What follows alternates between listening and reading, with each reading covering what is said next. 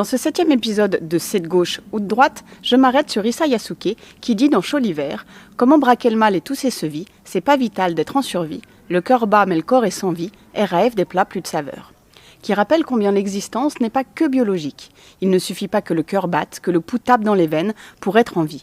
L'existence qui signifie ex, sortir de, et hystérer, l'être, est la manière dont nous nous donnons à voir, notre présentation au monde, notre spécificité et c'est vital. C'est même le sel de la vie. Une vie sans existence est une vie reclue, tapie à l'ombre de la peur de soi et des autres, comme dans le cas de la maltraitance à domicile. Maltraitance loin des regards, dans un privé qu'il faut braquer pour obtenir la vérité. Souvent présenté comme un espace protecteur et épanouissant, érigé en valeur cardinale à droite, la famille n'est pas toujours protectrice comme l'évoquait déjà Oxmo Puccino dans L'enfant seul. Ceci étant, quand Oxmo s'adressait directement à l'enfant pour tenter de le consoler de ses peines, centrant son discours sur la victime, donc l'individu, et non sur la cause, le collectif, il se rapproche plus de la perception de droite. Issa, pour sa part, invite à travers son partage d'expériences à une compréhension globale du problème, dont elle fait partie, mais qui la dépasse.